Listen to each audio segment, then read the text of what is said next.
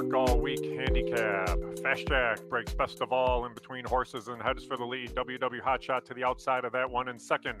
Huey Attack down along the inside in third. That one followed up by Richie's on a roll in fourth. Break of about a length back to Megan's Honor in fifth. Two more back to Bureau in sixth.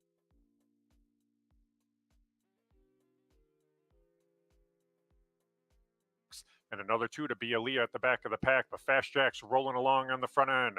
Fast Jack, your leader by a length and a half over WW Hotshot in second. Richie's on a roll in third. Down along the insides, Huey Attack in fourth. That one followed by Megan's Honor, Bureau, and Aaliyah. 22 seconds flat for the opening quarter as they head through the turn. It is Fast Jack, your leader. Fast Jack up by a length over WW Hotshot in second. Richie's on a roll out there, well, three wide in third. Megan's Honor in between horses in fourth. Huey Attack saving ground the entire way in fifth.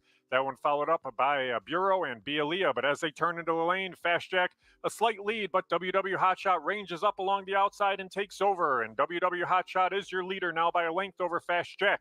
Richie's on a roll, trying hard on the outside. Megan's Honor in between horses, but WW Hotshot is your leader, and WW Hotshot will be the winner of the Work All Week Handicap. Richie's on a roll second, Megan's Honor third, Huey Attack finishes fourth. Good morning, guys. Welcome to Sunday at Hawthorne. It's the Hawthorne Derby. Big day. Where's track announcer Jim Miller? I thought he was joining today. You know what? There he is. There he is. Was he good? Did I make announcer Jim Miller? Did I make a good How call? about that call? Oh, that was a great call. I didn't even see the race, so I'm sure it was wonderful. Hi, Justin. Nice to see some familiar faces. What's up, buddy? How are you? Good to see you, Jim Miller. Good to see you. Emily Gullickson. How's the sound? Steve, should I jump out, jump back? No, you sound actually better than all of us. Justin, you sound like you're in a cave. Wonderful. Justin sounds okay to me. Dude, don't go Sounds changing, okay man. on my end. Let me see. Let me see if I can go to my settings. No, you're not that bad. I'm just joking. Yeah. I started with that race, guys. It's a nice Illinois stake race. It's named after River Bear. River Bear was an awesome closing sprinter for many years. I'm actually really good friends with the connections of the horse, and Dana is going to be flying in and flying out today for the race, and she's going to be sitting at my table, so come down and say hello. And it's just going to be a fun race. It's going to be cool. I mean, the race itself might not be very entertaining. I showed you possibly or most likely the winner, but there's another one in there that might be able to compete. But Dana's good people, and she was a breeder for many years and still has River Bear, pets River Bear to this day. River Bear is cool. It was one of those weird racehorses because, you see these big closers that can go out there and win every once in a while. He just did it consistently, and that was the thing about him, especially being a sprinter. He just always kind of found the right spot to be, got in the clear. He was a big, strong racehorse. Dana was one of the bigger cheerleaders you would see on the racetrack, too. Yeah. She'd be yelling, screaming, jumping, hooting, and hollering, so that's good. And it's interesting because there was a horse that she had some ties to that just ran on Thursday and ran a pretty good race in Lady Elise, a 2-year-old making her debut. So she's got ties to that horse as well. So she's still active in the game, but River Bear is probably the one of the best horses, if not the best horse that she's sent out to the races. Yep. Jim, you told me on Thursday it's named after, you called him your favorite horse. He is. He's one of my favorite horses. He's my favorite sprinter. Okay. So he is definitely my favorite sprinter by far, and just a cool Illinois bred racehorse. Yeah, I like him. He always stepped up. It didn't matter. Even as he got older, he was one of those. He's kind of like Read the Cliff Notes is now, just even with age, could still run at a high level all the way to the end. So very cool horse. And like you said, Steve, he's still out there. He's running around in his paddock, happy as can be and doing good. This is the first race of the edition of the River Bear? Yes. First year? Okay. Yes. Well, at least name the River Bear. Yes. Named River Bear, right. Yeah. So just it's one of those things where this year I wanted to make sure for the Illinois bred stakes races as much as possible I could name them after really solid Illinois bred horses. And things change over the course of time. I mean, look at Ouvre. Look at how good she's been. We're probably going to be naming a race after her at some point or switching the name of a race. it'll probably be the Illini Princess that eventually becomes the Ouvre. Wait, how do you say her name again? Because me and Emily were like, how do we pronounce it?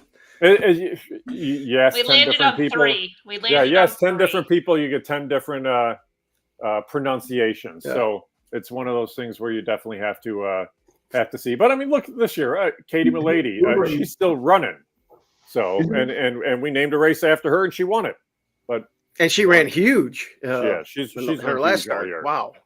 Yeah, I think ouvre is French for open, and I believe the French would say ouvre, like you can barely hear the r at the end, ouvre, because open the window in French is ouvre la fenêtre. So that's a nice tidbit, Justin. Thanks for Justin. I didn't know you spoke French. I don't. I can say very little in French, but there are some things I know. Some, very few. The way he emphasized that too, with his mouth and his throat at the end, I mean, there was a lot of love put into that pronunciation. Oh man. Well, where do you guys want to start? I mean, I have that race. If you wanted to start with the River Bear, we could do that. Let's start with it. I mean, and really starting with it starts with the horse that we saw win the Work All Week Stakes in WW HAW, who to me looks pretty tough right back in this spot as the horse to beat and as one of many for Scott Becker in here. Yeah, I couldn't get. I mean, the last two were here at Hawthorne. We're on an off track, but he's won on fast tracks before. I mean, he definitely ran faster when it was a little muddy, but I don't know. He's got another in here that looks interesting. It's a horse for course. It's 2 for 2 here. I don't know if it's fast enough. That would be where did I see that horse? The one? Was it the one? No, the one's never run at Hawthorne. I mean, what he's got wild. Maybe I'm thinking. You know what? Maybe I'm thinking of a different race. You might be. Yeah. I might be thinking of a different race, but anyway, yeah, I don't have a strong opinion outside that. I wanted to talk about River Bear, and I think WW Hot Shot's going to be the one to beat. Justin, did you have an opinion? I know you're the biggest dirt sprint handicapper in the world. Yeah, very tongue in cheek. No, so this probably isn't the appropriate time to deliver this very important message, but I will be attempting to hit the early pick 5 at Hawthorne with three singles and no more than 2 horses in the other legs. So here's the real question: will the 3 of you be able to guess exactly what my ticket is? And I think there's a real chance you can guess what my ticket is. So we can tackle that at any point you'd like, but the ticket is prepared pre-scratches, 3 singles and 2 deep twice. The single will be in race 2, race 3, and race 4. I think it's gonna. Yeah, I guess I'm gonna go 2 and 3 for sure. Have singles. They do not. I did go 2 deep. I did go 2 deep in race 3. Interesting. Okay. Yes. So did you single here? In the first leg. Singled in the first leg. Love it. No, the fourth. I'm going 2 deep in race 1, and I'm going 2 deep in race 3.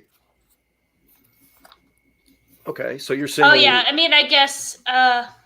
Yeah. So you're singling here in the River Bear.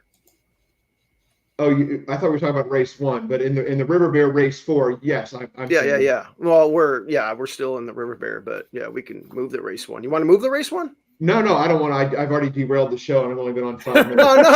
No. We're good. Yeah, I think that's kind of the fun of it is like having it a little bit more organic. So is your single in this stakes race 4, the 2, or are you singling elsewhere? It's the 2. Yeah. Okay, that's where I was getting at, Justin. Yeah. Okay. Yeah. For no creative reason whatsoever, other than, and I know Emily absolutely loves it when people say that Optics loves a certain horse. It's one of her favorite things for people to say on Twitter. Optics hates, Optics loves, etc.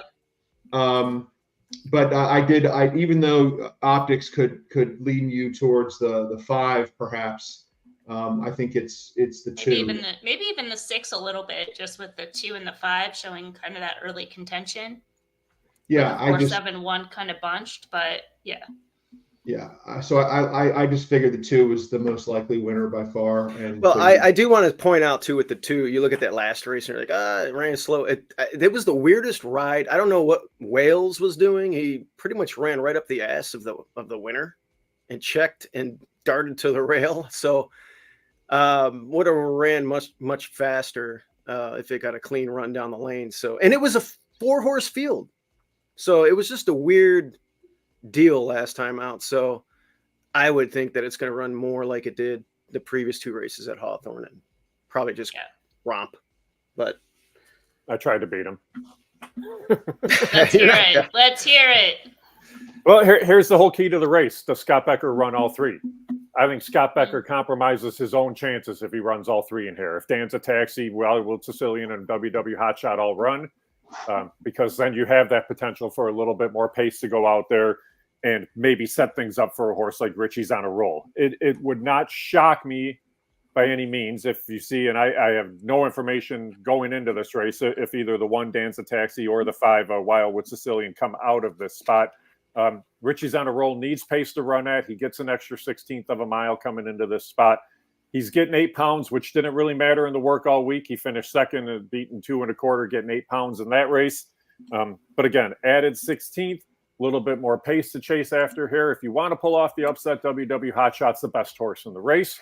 But that's the only reason that I tried to beat the favorite in here. But all of it depends on what's going to happen with the scratches. Like I said, wouldn't shock me if Becker scratches 1 or 2 of those other horses between Dan's Taxi and Wildwood Sicilian. Okay. I would imagine if he scratches any of them, he'd scratch the 5, because I don't think that the 1 is, if the 1's in the race, the 1 isn't quick enough, just doesn't have the same type of early speed or class to run with WW Hotshot early on. Wildwood Sicilian does, and Wildwood Sicilian would be kind of wheeling back in 24 days, and Dan's Taxi, if they shipped, is coming in off a 40-day break, so at least they'd be somewhat pointing, but it's definitely something to follow. I think that it's, you make a good point, because some of those, Wildwood Sicilian just kind of has that natural early speed. He did kind of rush out of the gate last out and then was flattered with the race flow, but yeah, I mean, WW Hotshot just kind of seems like he's on a different level than the other stablemates. I'm with you on that, Emily. I mean, why would you want the 5 pressing your star of the barn on the outside? So yeah, then it makes you wonder why they even entered. But I guess they're looking, especially with your your main rival being one that comes from off the pace, then you really wouldn't want to compromise your chances early on. Right. Yeah. Well, something to look for. We'll see. Yeah, we shall see what happens. Okay, where are we going next, guys? I want to hear about Justin's ticket. Go to let's first. get Justin's ticket. Let's go to the first race. I want to do the first 5 races in the mode of Justin Do and how he plays his ticket. Let's do it. Well, there's I'll spoil the ending here. There generally is no rhyme or reason. I rarely play multiple tickets. I'm more of a caveman type. I try to stay away from multi-race bets. I don't play a lot of pick 4s and pick 5s typically, just because I so rarely hit them. But I thought there was 3 good chances to single here, so why not? I got very, very clever here in the opening leg. With the help of one of my favorite handicapping tools, which I will plug for the last time on the show, Optics.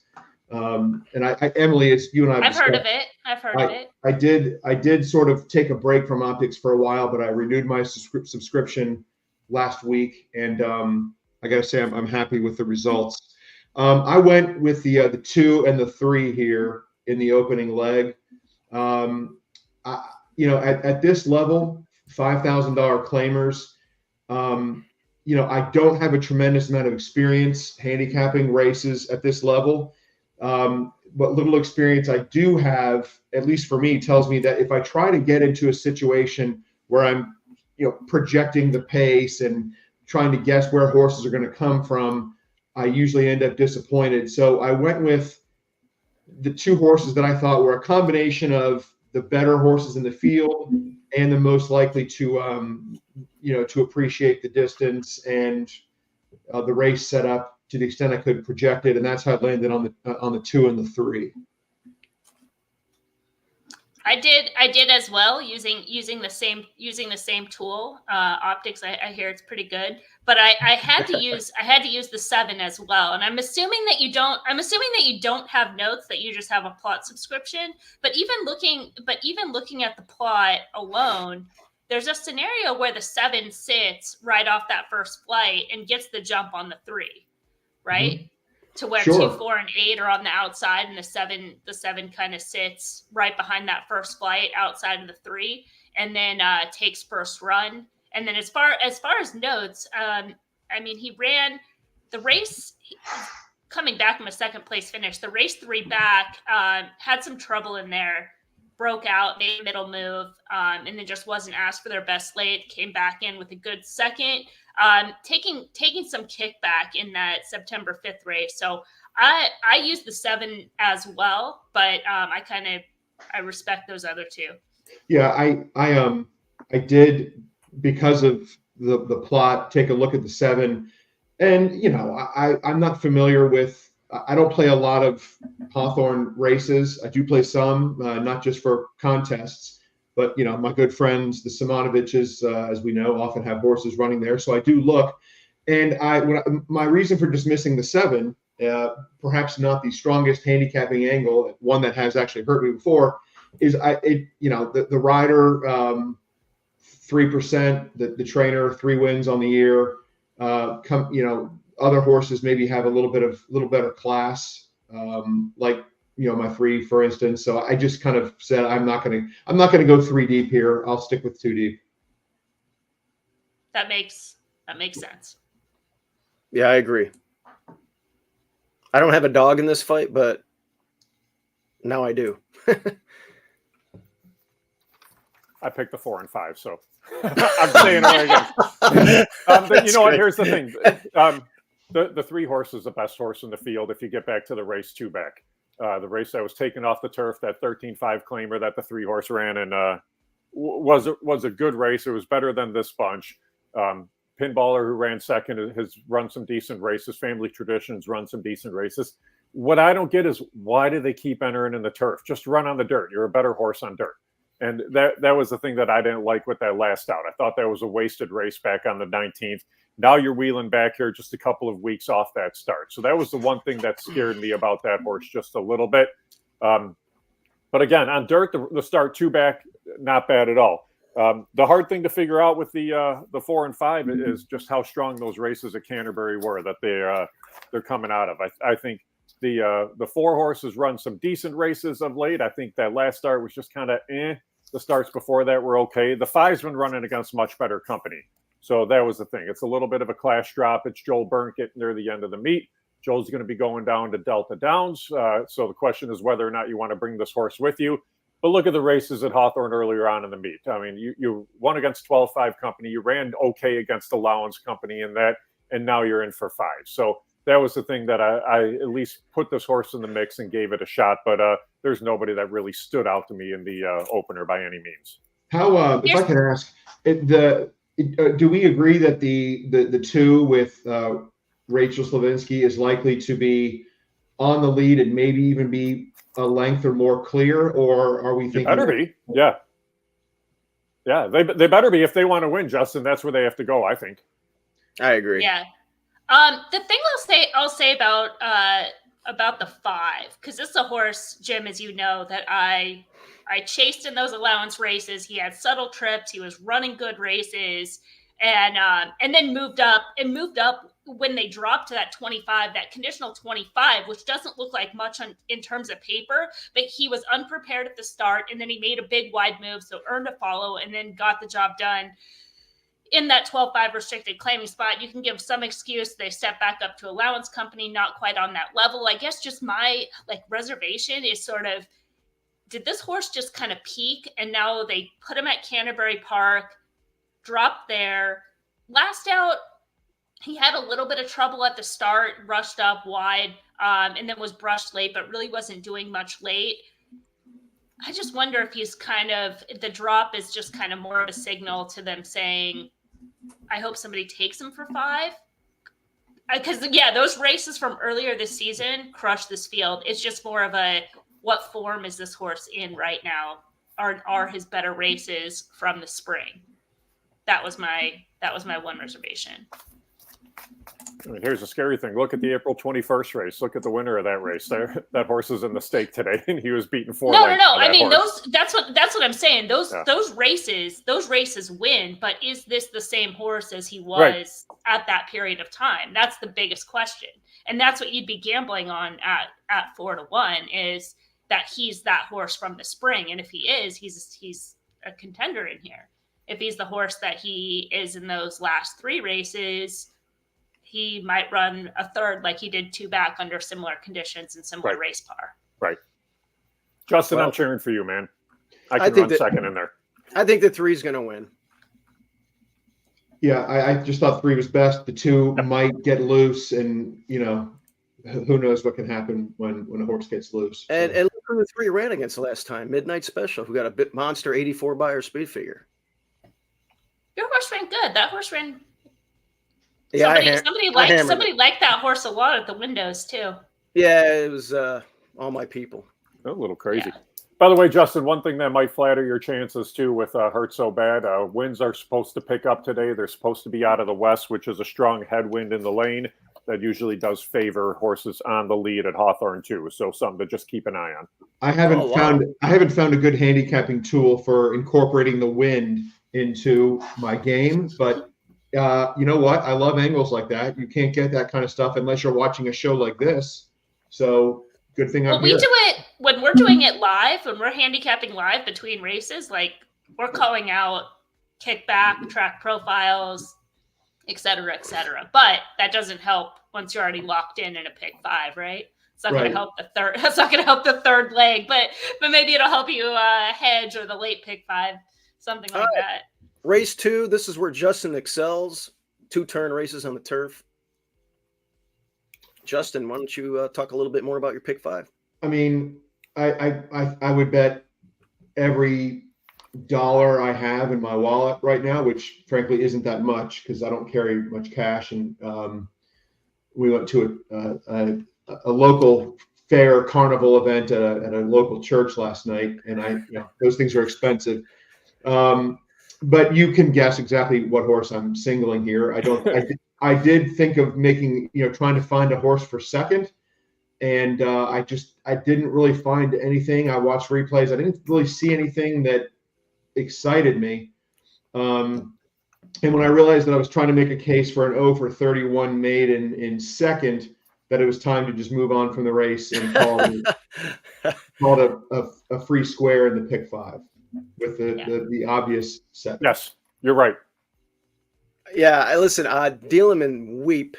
I've been on this horse a couple of times. It looks like it slid into it's the same condition, but it's just easier races. The season. Yeah, this Illinois breds. This is much easier. Yeah, they ran against open company. Now you're in with the Illinois breds. There is a horse I want to talk about. Maybe underneath. Take a peek. Where the heck is it? Oh, here we go. Zoe Attack. Zoe Attack has, I think, a breeding angle that I like here. Let me see. Yeah. Force Attack's pretty good on the grass, yeah. Yeah, full sister to Cyclone Attack, who's been good on turf. Who just ran second against Midnight Special in that last race and should love just nothing else but love the turf today. And the race isn't that good. And out of the rest of the horses, I would think that Zoe Attack could be the one that can run out your Exacta. And would still have to improve 20 lengths to beat Dealem and Weep, probably. Right. Yeah, I mean, Dealem and Weep, it's hard. You can play a million different scenarios, and it's hard to see this horse getting beat. It's 10 to 20 points faster than everybody else in this field.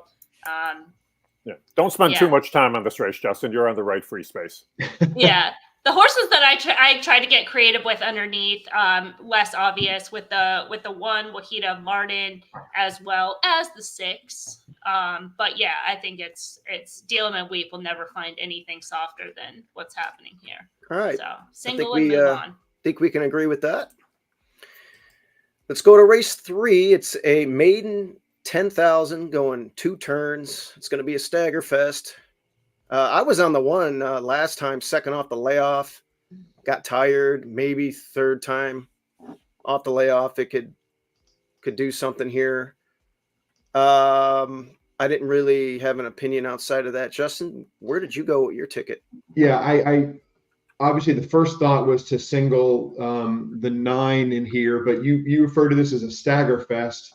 And again, maiden 10 claimers going 2 turns on the dirt, not really my jam, as the kids say, or as the kids used to say.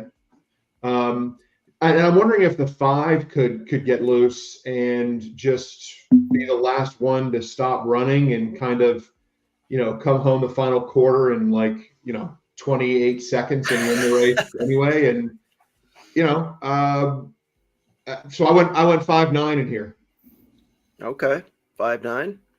The 9 definitely needs to be included. The 5, interesting angle there, obviously, because it's going to be prominent early. I like the 1, but I'm not going to be telling people to bet it. The 3 is the only other one I included in here. I mean, the 9's going to be tough, and the 9 actually lost to some legitimate racehorses in recent starts. I mean, Giano came back and won, Starker and Io Fedro.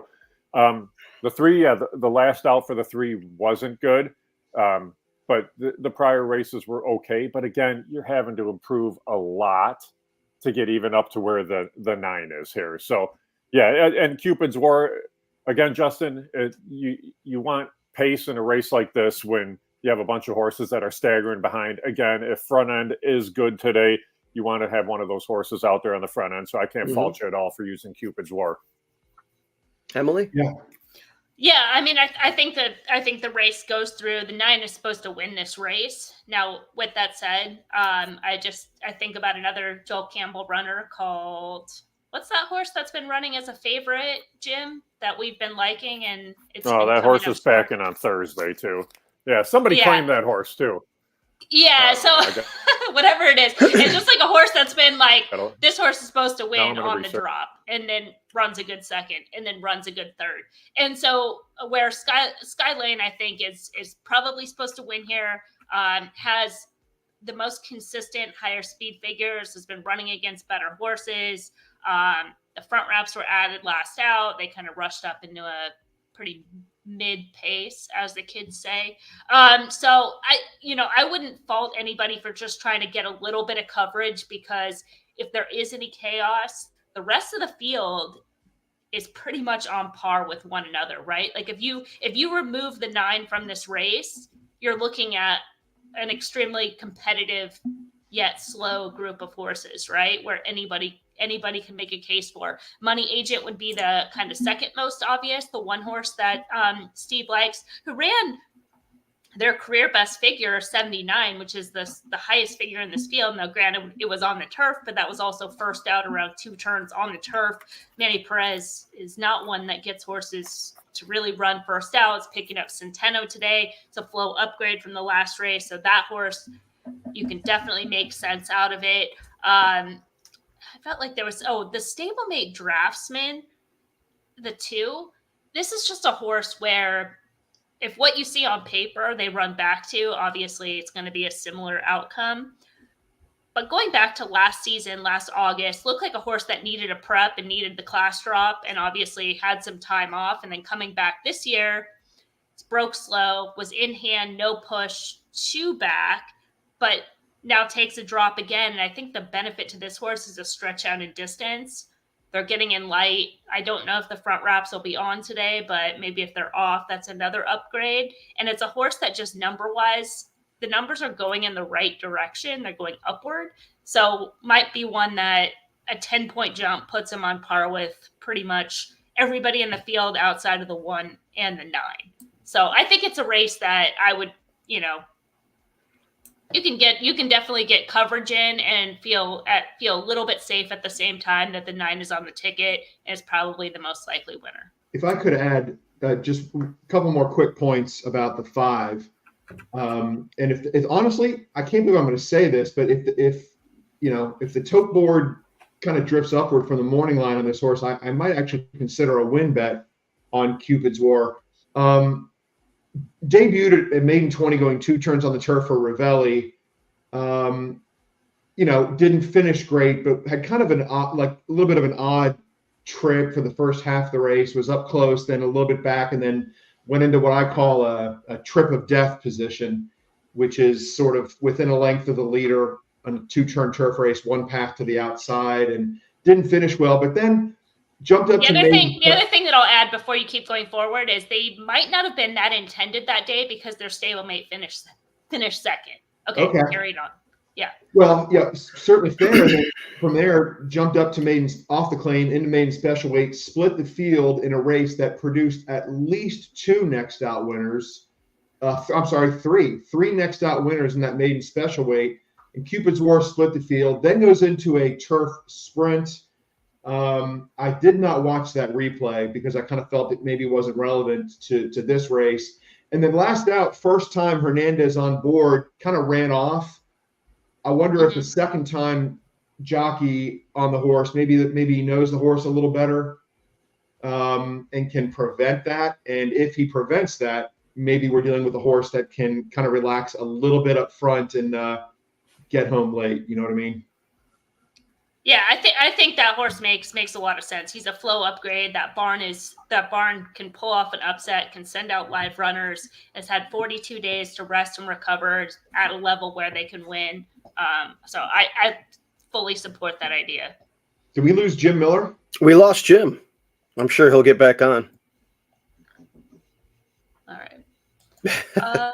Well, let's go to the 5th race. Oh, there's Jim. We got him. I get him back He's on. back. Issues. That means Jim didn't Jim, bathroom break? Internet issues. So switching over. He didn't get to hear my expert analysis of The horse that you didn't include on your pick 5? Cupid's War in the pick 5. Yeah. It's a backup win bet. He's probably better off not having heard that. No. Justin's going those 2 in that leg. He's not singled. 5-9. Yeah, he's using 5. Oh, and are 9 you using the 5? I thought you said something else. Okay, my bad. Oh yeah, 5-9. Oh, good. Now I feel better. All right, so I assume you have a single here, Justin. I'm agree. I think. Yep. Emily is Emily's on something else probably, or Jim. But I got to tell you guys, Great Tana, in that last race, we ran 5 panels. Instructions were to pretty much go. We thought we were going to be the fastest, and he rated the horse. We weren't happy. He rated off of a 22 and 3, 45 and 4, going 5 panels. We had no shot. There is some speed to the inside today, so we got Julio. I would expect a similar trip to that race 2 back. Although if they let us go, we are fast, so we could grab the lead. But Julio's an expert turf rider, and I like our post, and I like where the speed's drawn. And this horse is doing really good. She's all dappled out. I saw her the other day. She just looks awesome. So Great Tana. We expect to say cheese today. I will say this, going back to that race on September 1st, there were other horses in that race that were faster to the first call than Great Tana. So which race? For what it's worth.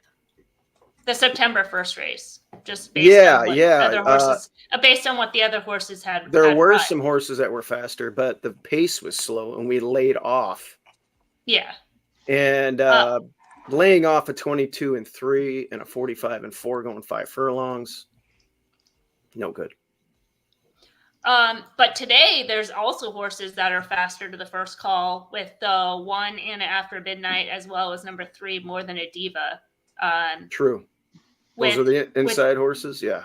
Yeah. With horses that the 2, looking at the plot, standard form.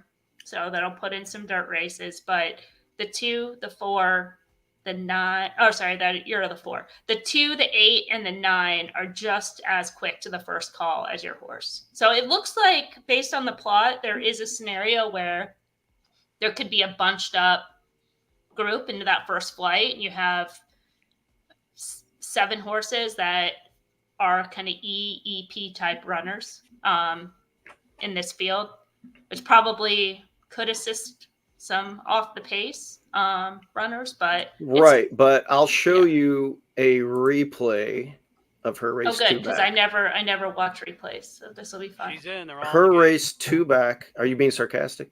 No, she's been completely serious. They're off. All right, we expect. I've spent more time in my life watching replays than I have anything else, even sleeping. Well, she's gray, and we're drawn on the outside of speed today, but we expect to get a trip like this today. A Diva came away 5th, Summer Day 6th to the outside of I that mean, one, April's Gem, the trailing pair, Bally Baby, and Niff. We don't need the lead.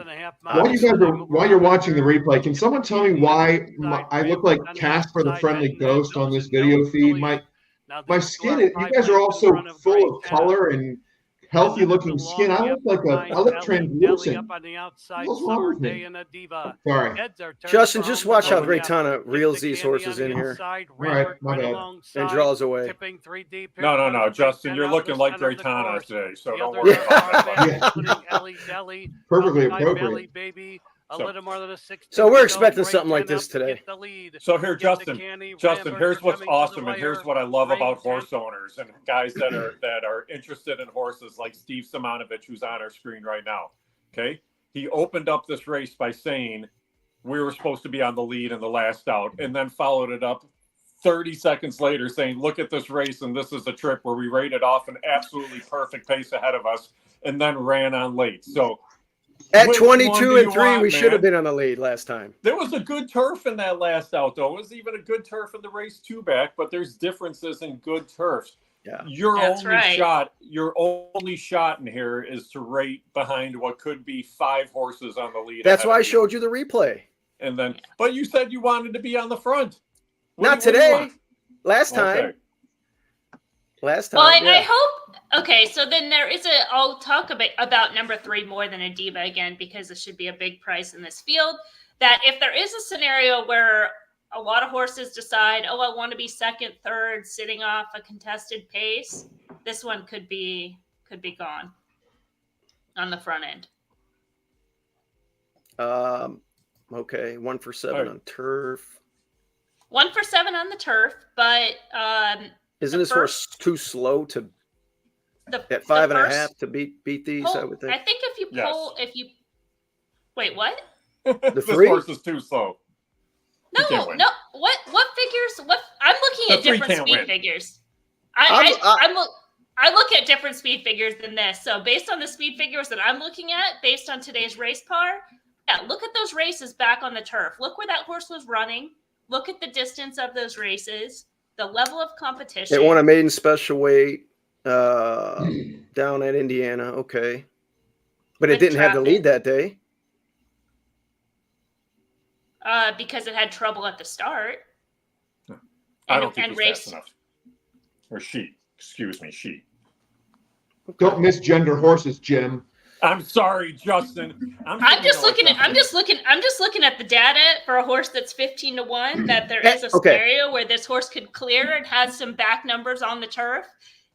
At 5 furlongs, I would concede that's a possibility. That extra half is gonna, I don't know. There's gonna be others in here. The 2, I mean. Can I say what I think is going to happen in this race? Yes, I want to know your single. Yeah. My single is the 6, who I think is going to sit just behind the the group of horses in front of her. She's going to get either a rail trip or possibly be outside the 5.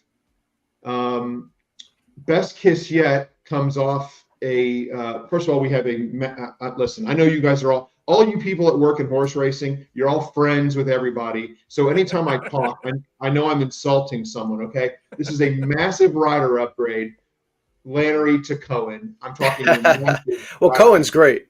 The horse came off a trip of death at Ellis Park, ran on well. The career debut, a 4-length romping win at Turfway Park, a race that produced, let me refresh my recollection, only 2 next out winners, one of whom was Nikki Nine-Doors, however.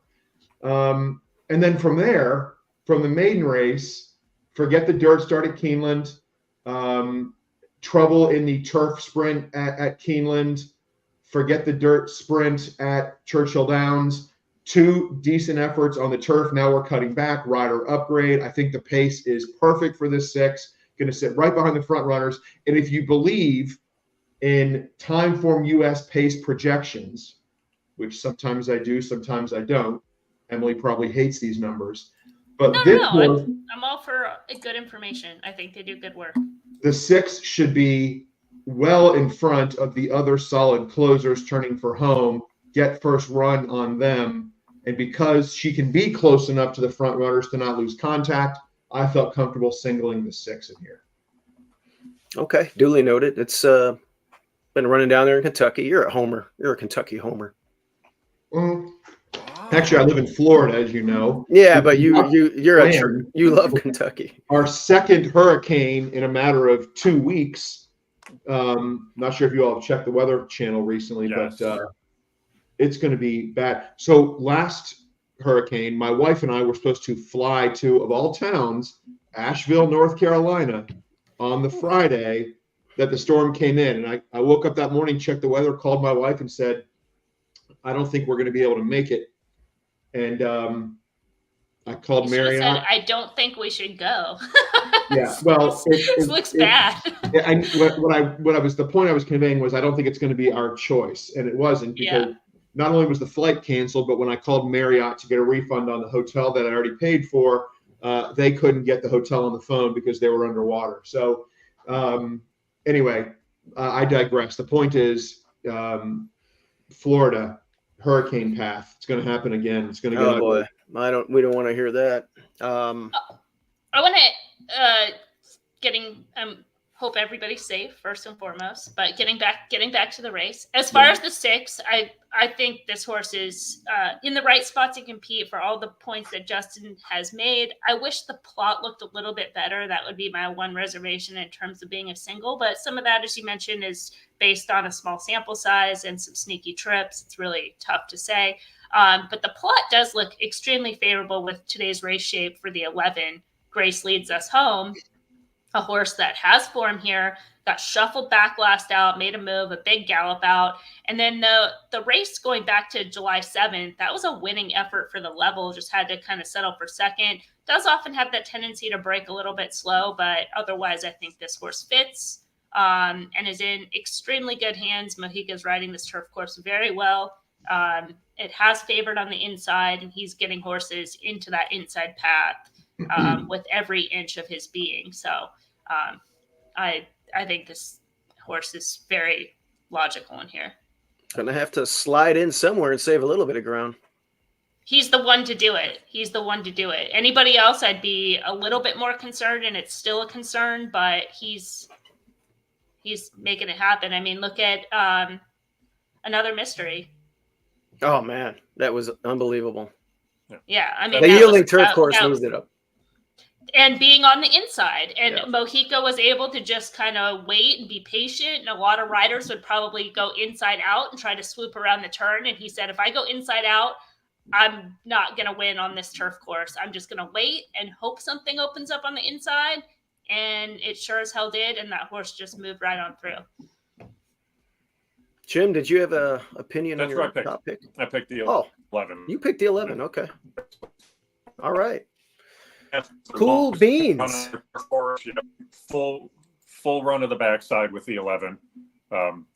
Everything just lines up, I think, for the horse to come running at him late. Faccia Bella, the horse that this one ran second to in the start 2 back, is going to be favored in an optional 50 on Thursday.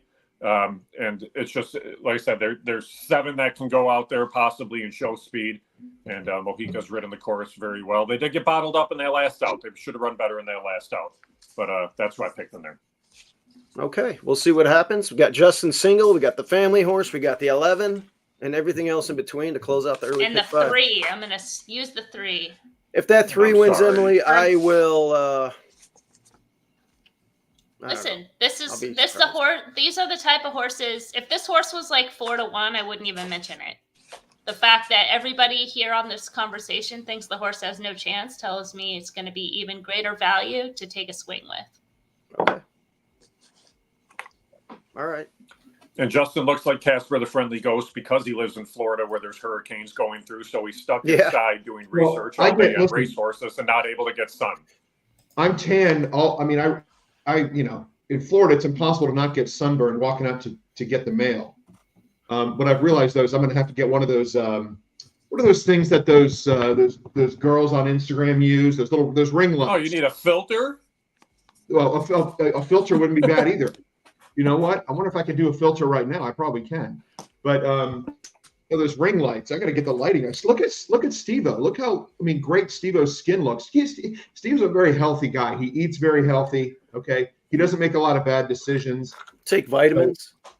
Yeah, I take vitamins too. Vitamin D. Some other stuff. I don't know. Yeah. Well, I'm going to try a different lighting concept here. Anyway, enough about my Casper the Friendly Ghost complexion. Let's move on. Hawthorne Derby, guys. I'm with you. 3-year-olds. I'd rather be sitting around in a baseball cap, Justin, so don't worry.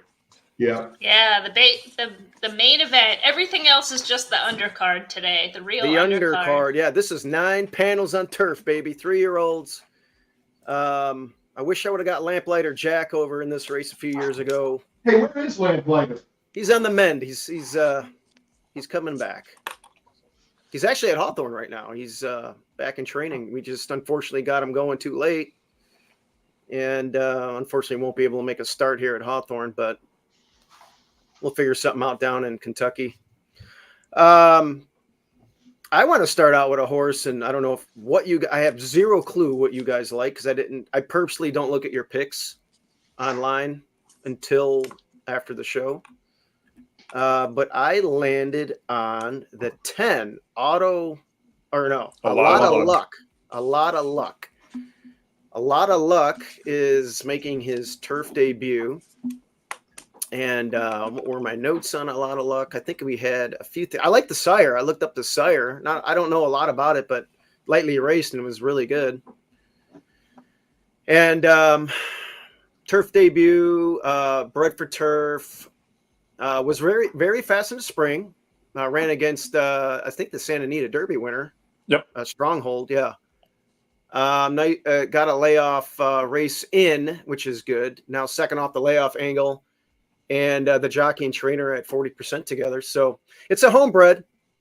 And they're taking a swing here. And at 10-1 with turf breeding, it's going to be a price. It's just a big field, and it's a good field, and anybody can win it. But I have a good feeling about a lot of luck today on the turf. And second off that layoff, getting back to some of the stronger races from earlier in the year, I think it might be ready to get a new top today. What I'll add on this horse, I'm glad this horse is in the race. Not because I picked him, and I hope that this horse gets it done for you. But the fact that his presence in this race could make things tougher on number 12 Baxley, who maybe compromises the chances of a lot of luck, and maybe they try if they try to sit off of Baxley. Baxley just might be tough and just try to wire this field. If they try to press, I think that makes it a little bit tougher for Baxley, who has some hurdles in here, and obviously they're going to try to steal the race, which they did last out, but set a very slow pace. And that's why I mentioned that, because if he's able to get away with a slow pace, I think he could be tough there. But your horse, the 10, I hope keeps him honest, just from a pace scenario. I'm looking. Baxley is entered in a 5.5 furlong sprint today at Keeneland as well. So, and I know that Larry is down there. It would be interesting to know if that horse isn't in the race, then the 10 has a major upgrade. Jim, do you have any insight on that? As of yesterday, Larry hadn't decided. Okay. Okay, so that's a big Well, something to follow in here for sure, because that would change the race I, complexion. if he's in the race, he's definitely going. There's no way of rating. I think the 10 can sit, hopefully, sit behind it, not get the TOD that me and Justin are always talking about. But if it is in the race, definitely that horse is going. Scratches yet? Justin? Well, I was going to ask. Jim said Larry hadn't decided yet. Given that, at least according to it, looks like the horse Baxley was at Hawthorne. When would he have had to have decided to ship to King? Well, he entered, and he probably would have shipped it with the rest of his horses that ran yesterday down there. Yeah. Okay. No current updates at Keeneland. Hold on, I'm going to turn my screen off and find out. Hold on, give me 1 second. I'll text Larry and let you know. Oh, that's cool. Okay. There you go. Anyways, since we don't know that bit of information, yeah, that's just something as far as pace. What was your top pick? I went. I have 2 top picks in here. One's a little bit more obvious than the other, but so I'll start with the less obvious one. Is number 8, Telescopic. And what I like about this horse is I've kind of, doing notes from all over, followed him at Turfway Park, and it was a horse that on debut put in a big gallop out and looked like a horse that was just going to benefit from the added ground. And despite the 5th place finish back on January 26th, he ran a huge race that day. Really sneaky good. And I think they just came back on too short a rest in that February race. The Keeneland race going 9.5 furlongs. The barn was extremely cold. I know they had like a close death in the family, so I don't know if that's related, but regardless, what I do know is that the stats were the horse was very cold, and then improved. Ran a better than looked effort, making a wide move. You'd call it the trip of death under Saez with that 3rd place finish. I'll kind of jump forward. Finally was able to get the maiden breaking score, but this horse has plenty of foundation. He has plenty of class. He's run against a lot of good horses. He's in form right now. And based on those prior races, it's just a horse that fits number-wise, has buried form. There's going to be a big price in here. And even though this is a stakes race, again, the horses that he's been running against in the past is probably closer to a lateral move. So I'm going to take a big swing in here that they can get a little bit of a trip. Who's Ashton, the jockey? Gavin Ashton. Yeah. Okay. I am not. Well, you go from Dettori to Gavin Ashton. Yeah, well, I mean, Frankie kind of a Dettori's riding. Yeah, well, he's also going from Kentucky Downs to Hawthorne. So what are you gonna do? Which is a quirky surface, and if you like it or you hate it. I mean, that's 100 just for what it's worth. That maiden race at Kentucky it's 20 to 1. I'll give you that. It's $170,000 maiden special weight race that they won last out. Today's purse is $150,000. No, I get that. Baxley's running at Hawthorne. Okay, Baxley's going to be here. Good info. Thank you. Baxley's going to the front. Folks. Can we agree that Baxley is just sending and going to have the lead in this race, first call? Yeah. That's what the trainer just informed me of. Yeah, wire to wire, baby. Yeah, so there you go. We'll see if that's the case or not, but that has to be the way you go with that horse. You remember 100%. Horse named Active Fool in the Hawthorne Derby 2 years ago, I think, and Active Fool wire the field in the Hawthorne Derby. So, and I'm looking at the siblings for any clues on some turf. Got another nice sibling here, but it didn't run on turf. But yeah, I mean, if it could take to the surface, it's Larry and it's Speed and it's Cohen and Mile and Eighth is a full run of the stretch the first time around, so you have tons of time to get crossed over into that first turn. Turf course got rolled going into today's races, so you should have a very flat and firm course with the sun and the breeze and that. Usually a firmer turf course at Hawthorne does play a little bit more towards the front as well. The other horse that I have is, like I said, the more obvious. If someone wants to pick up the analysis on this, is the 7 Tough Little Nut for Chris Block. Does anyone have that one? I picked that one to win. Top? Yeah. Okay. All right, let's hear it. Just the last couple races have actually been pretty good. This is a horse that kind of rated back, came running at him late. Woodcock Flight ran in the Kerry last week and actually ran a respectable race at a big price. I thought that horse wasn't too bad. Again, you pick up Mojica. He's going to save ground the whole way around. You were chasing pretty decent paces in those last couple. And again, there's going to be some that show speed. Familiarity with the course is a big thing. I mean, we talk about it time and again. Local riders have a massive advantage at Hawthorne because you get guys coming in from out of town. Oftentimes they move too early and they're out there stuck 4, 5, 6 wide at the 3/8 pole, not realizing you have a full quarter of a mile run in the stretch. So save as much ground as possible and then come running at it late. I think you pick up a couple of lengths here or there with having a local jock too. So, and you're going to get a price. Tough Little Nut will be a decent price because you're coming off 2 defeats at Allowance Company. But yeah, this is the horse that I actually put on top in this race. Okay.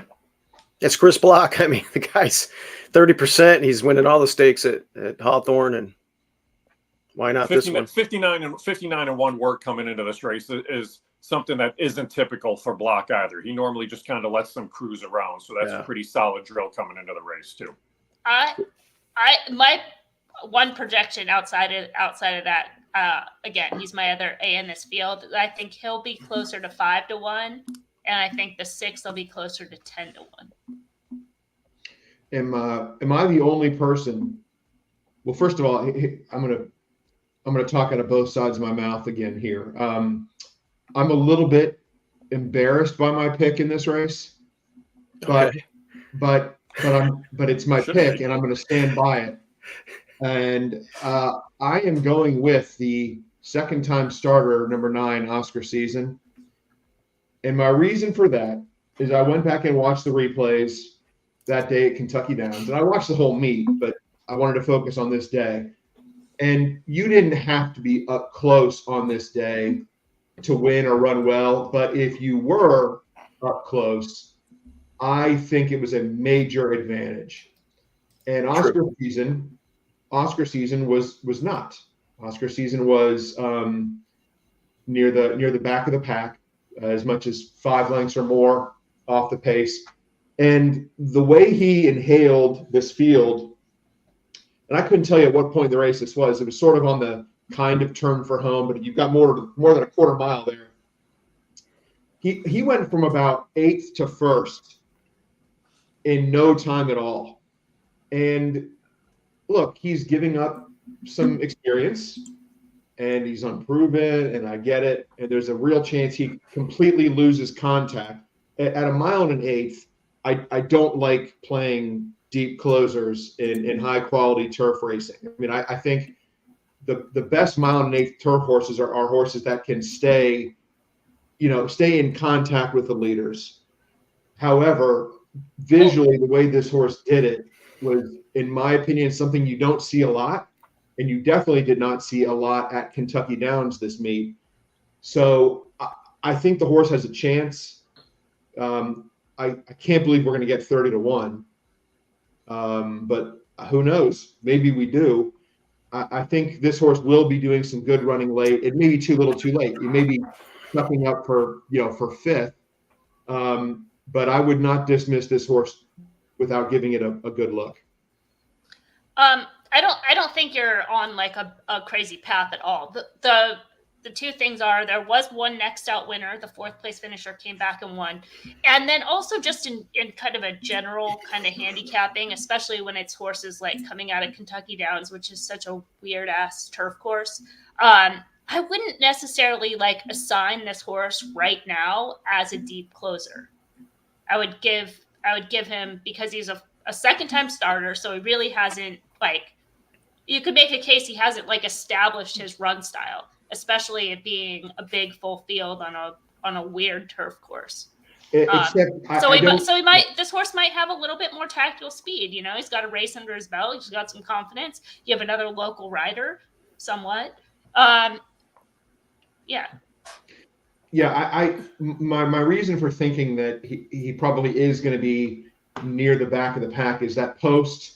I don't think he's going to be fast enough to make the lead if Loveberry wants it. Although I guess anything's possible. But he was, I mean, at the first call, he was 4 lengths back. So if he's 4 lengths back of the leader at this race, he's not a closer. He's sitting like, And the other thing is that was mid pack. Yeah, I was a little bit of you know what? I need to go back and check and see that those numbers at first glance strike me as a little bit of a slow-ish pace at Kentucky Downs for the distance, but maybe it looks like may have been a slower track that day. So I haven't. So yeah, and Justin, that's a great point because, and I wanted to go to this. I remember I was actually talking to some people about it. That was a bad firm designation that day. The course was not firm that day. The course wasn't close to firm that day and didn't play close to firm that day. So that's something where you were probably, if anything, yielding to good, and they called it firm. So looking back, I went back and double checked to make sure my notes were right on that day. But that was the day where that was a bad firm designation. Yeah, because 24 flat for the opening quarter, and then 49 for the half. That's. I'm going to go back and look after the show here. It does show, Justin, a 33 track bias here on formulators, so that's a pretty big number. Oh yeah, well there you go. I don't use those numbers much, but yeah. Well, you're right. That would signify that yes, that the track was on the slower side that day. So we'll see what happens. But I'm going to use. That's my play. I'm going to use the 9 here just because I didn't know. There's just so many things. Like for instance, is realignment going to draw into the race? They're hoping. They're definitely hoping to. So that could change things. Yeah. Their intent the whole time was to try to get into the race. So the horse that actually knocked them out was to supplement a back slate. Yeah. Wow. We will. We'll see, but yes, their intent is to run in this race. It's a good race, so you can't go wrong with anyone you pick. We didn't even talk about the morning line favorite in the 11, Crystal Quest, a horse that obviously we think can be beat because none of us picked it. Yeah, I picked. Well, it's 3-1. It's kind of boring, right? Do you really want to pick? Yeah, do you really want to? We want to try and beat it as handicappers, right? Unless it's Flightline or Cigar or Zenyatta. I mean, I mean, I think if you're a favorite, you should stand out in every possible way. And I think this horse fits this race, but doesn't have any real strong edge other than the fact that they company lines. Exactly. That's they've run what you're in looking at. Yeah, they've run in stakes races, but he hasn't really been competitive in stakes races.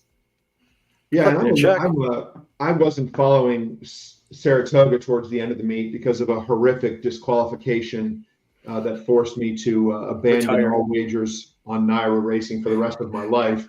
But I'm a little surprised that Crystal Quest in this allowance race was 5-1.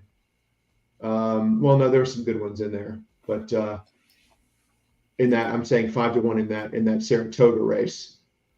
Well, Donegal, that race has been pretty productive because didn't Donegal Momentum come out of that race and just win? So did Cinderblock. Cinderblock also won next out. Yeah, and then that Tipperary horse is a horse that both you and I have followed, Justin. Yeah. That's a pretty solid. That's a pretty solid race. There's no question the 11. You can make a case the 11's the most likely winner. I mean, no one will be surprised if that horse wins for sure.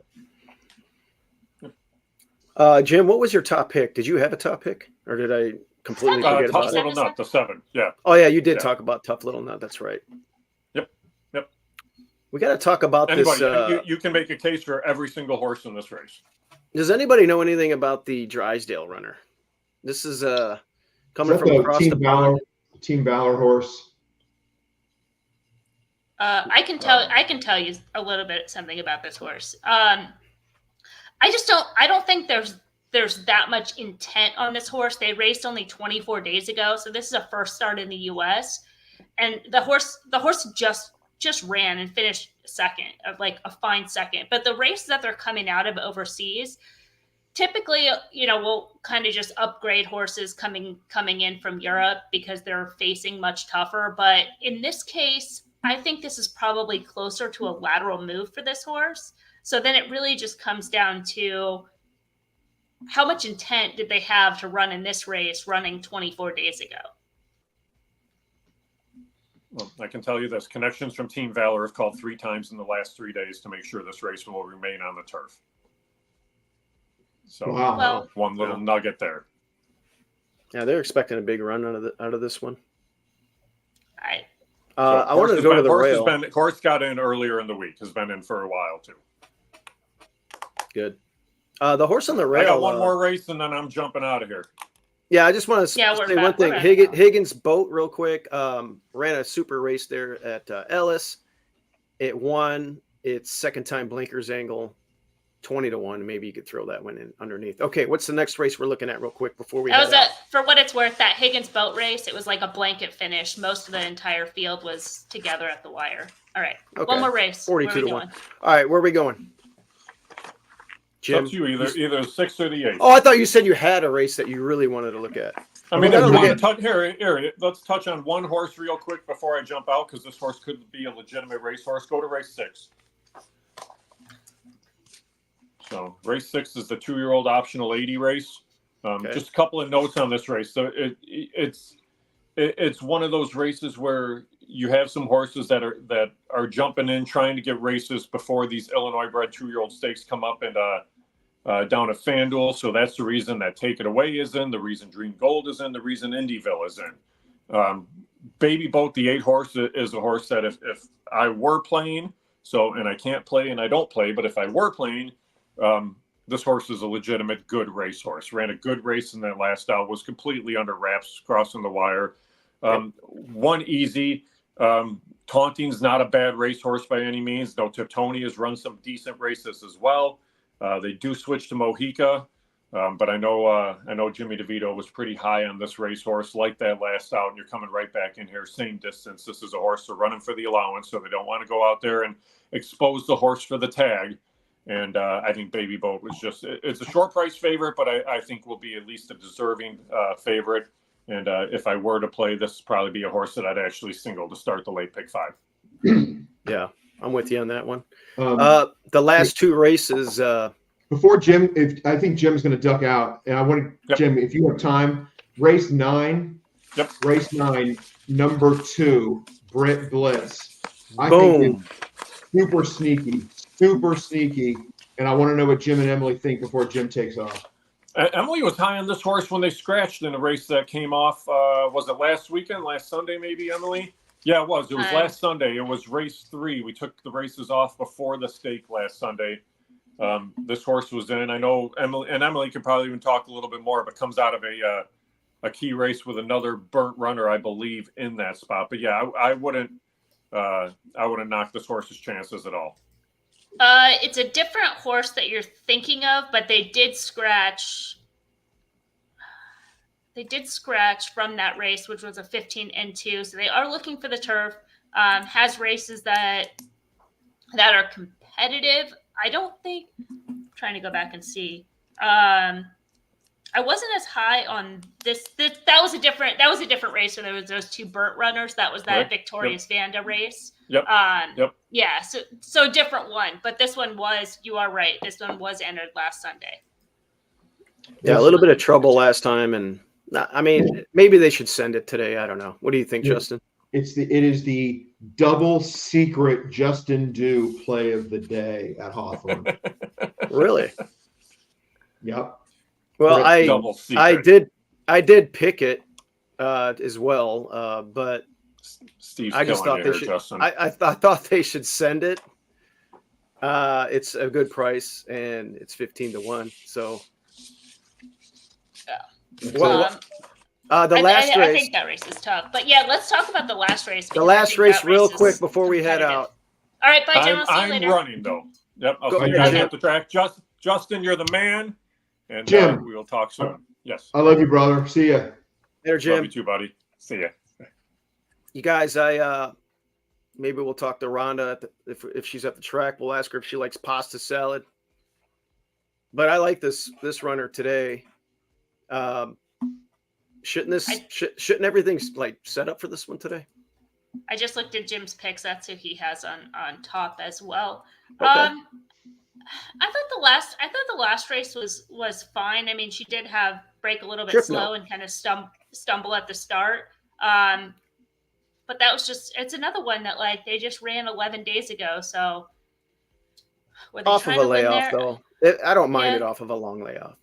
Yeah, I think that's how I think this race. I think this race is tricky. It has a good rider.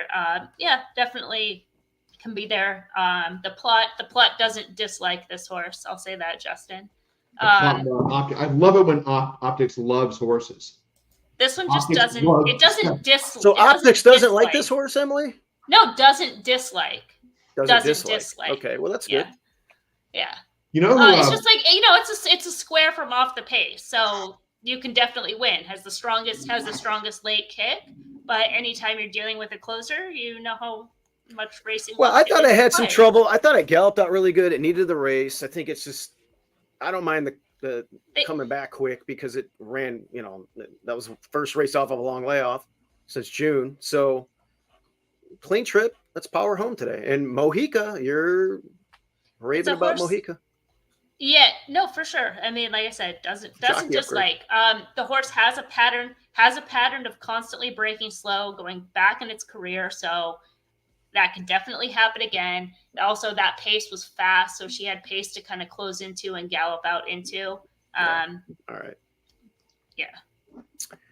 Justin, where did you land here? I have a confession to make. I did not handicap the Hawthorne finale. I'm sorry. Okay. Oh my God. All right, that's okay. It's okay. If it's too hard of a race for you to handicap, I understand. Totally understand. You could piggyback on one of us.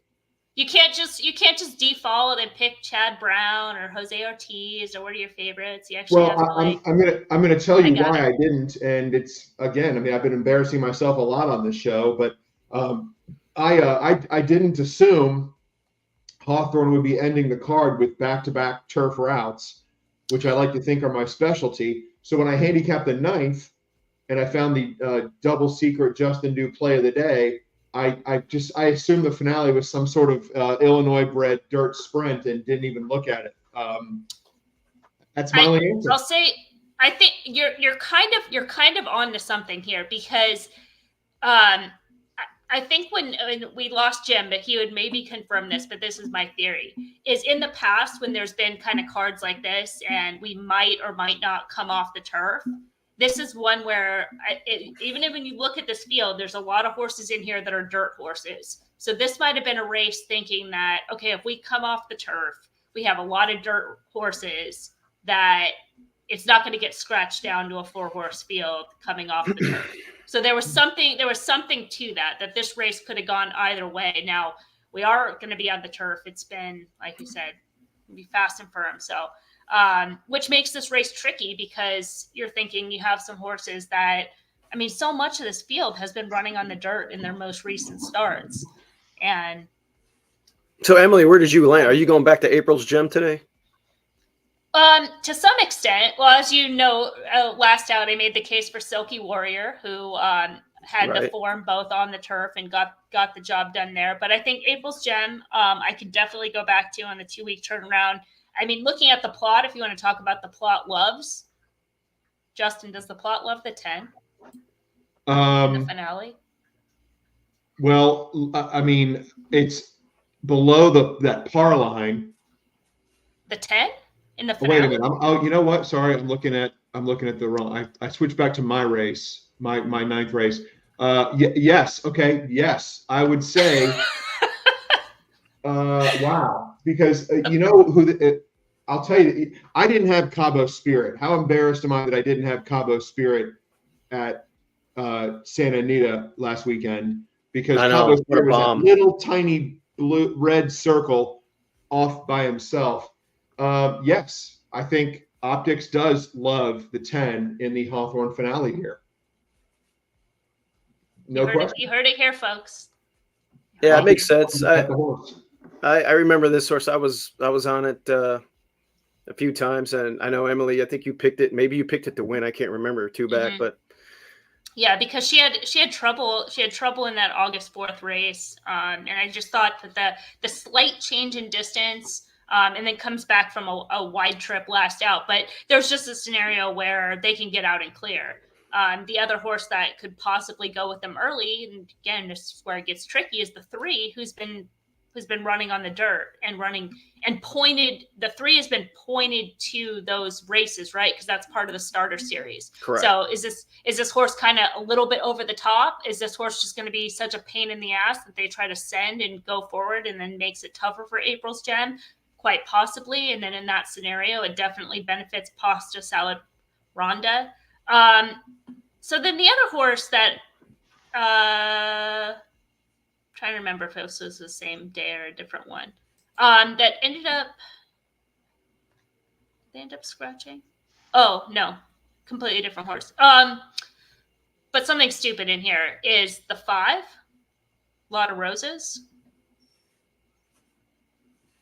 So this is one that the turf form isn't as bad as the dirt form, and that dirt race sitting on top of the past performance makes this horse look ugly. And same thing with the excuse in the April's Gem race. But if you go back to the April's Gem race, this horse was 6-1 behind April's Gem that day. Yeah, something must have happened, and she had an excuse. Yeah, the dirt races are all bad. The turf race 2 back, something happened. What was the excuse there? The front runner cleared early, spaced out the field. Lot of Roses was pretty reluctant. She hopped straight up and landed with her legs twisted and raced in hand from off the pace. Okay. She ended up closing ground on her own, but was like so far out of it that you're not going to see it in the call. But if you go back and watch the replay, you can see her kind of closing. So that race, you draw a line through. You draw a line through the last race because it was on the dirt. You go 2 starts back or 3 starts back, and you find a competitive second place finish at nearly 40-1. She's, again, not the most likely winner, but she's going to be every bit of 30-1, especially with those 2 races sitting. Well, they are protecting her. I mean, she's not offered up for a tag, so they must think she's feeling good. And Israel Hernandez is kind of a sneaky good rider. He's been making some good decisions, so I'm giving her a long shot stab, and if nothing else, it's high 5 wagering. Maybe gets in for a top 5 slice. Good stuff, you guys. It was a great card, or a great analysis of the card. Well, I'll be judging my own analysis when the card is over and see if I have any money left in my account. Well, Justin, hey, that was a big exacta you hit when you were at the carnival. Yes. I missed it. Yeah, I didn't give it out to anybody. It's a whole. We could do 30 minutes on what my day was like yesterday, not even related to horse racing. But yesterday was a frustrating day, and I won 1 bet all day. And you won money. And on the day. I crushed. Yeah, I mean, it was a good hit, and I was almost much better because I thought I hit the try, and I misread the saddle towel of the 3rd place horse. But look, that's why this is the greatest game in the world for betting, because I was second all day long yesterday. I mean, if Chili Flag wins at Keeneland, and if the Safi horse wins the race before, so I'm second in that double. Lots of other seconds on the day, and it's just you get down and you just got to keep firing, and it ended up being a hugely profitable day because of one opinion that panned out. So that's why I love this game. Yeah, it's fun. I'm gonna be saying cheese with the family horse today. We got 4 family horses on Thursday, and I like 3 of them. So that's gonna be fun. I haven't looked at the card yet. With so many horses, there's so many horses that are coming in, right? Because Canterbury meet ended, and just it's kind of like a transition period. So just doing all like the fill-in notes for the Thursday card, like I spent another 2 hours just doing notes in order to get myself set up to handicap, and then and tomorrow I'll handicap it. It'll take me like 30 minutes, but doing those notes takes forever. And today, so we have, counting today, 3 racing days left at Hawthorne. Correct. So we're getting down to the nitty gritty here, and then head down south and do it all over again. I'll be at the track today, Justin. I'll look for any of your plays on our group text. And Emily, stop by the table. Dana Weir is going to be sitting with us, the owner of River Bear, who will be presenting the trophy for the winning connections, probably WW Hot Shot, but You never know. And of course, the Hawthorne Derby looks awesome. I'm excited about my first turfer there. And Justin, your horse is very interesting, and I'm going to play an exact. Which one? The Hawthorne Derby. Oh, right. The 30-1 shot. It ain't going to be 30-1, right? I have not after you talked about it.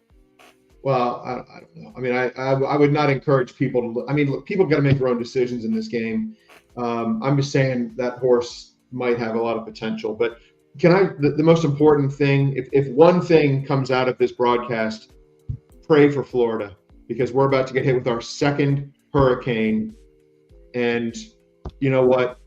How strong is it? Is it be a category 3, and it could strengthen from there again? Yeah, who knows? I mean, you guys got the side of it as it went north on the Gulf, but this is coming slamming right towards Rich in Tampa Bay. Yeah, and then it's gonna. Yeah, I'm lucky. I'm inland, but we still get wind. I mean, that's the real danger, I think. So we'll just hope for the best. All right, we'll definitely be doing that. I hope you guys and everyone down there stay safe. It's so scary and it's so out of your control. Yeah, the wind is damaging, the hurricanes. Any crack in the infrastructure, it just comes for it 10 times over. So I hope everyone's stay safe. I still, we have friends in North Carolina. He does a lot of real estate stuff with my dad. I texted him 2 days ago, haven't heard anything. My cousin Davey, as you know, he's been trying to get a hold of him. We can't find the guy. So George Ruff, if you're out there, give us a call. I mean, I've heard some places they've said like some of the power in the internet is going to be down like months. So that's just ridiculous, but crazy. Yeah. So I hope they're okay, and I hope they're just one of those people that are just without internet service. We'll be saying some prayers for everybody, and hope everything works out. Awesome. All right, guys. Well, enjoy your Sunday. Happy racing, everybody. Let's cash some tickets. Thanks for having me, guys. Thank you. All right. Bye. Thanks for joining, Justin. It's good to see you. Bye. All right. Bye. Bye-bye, guys.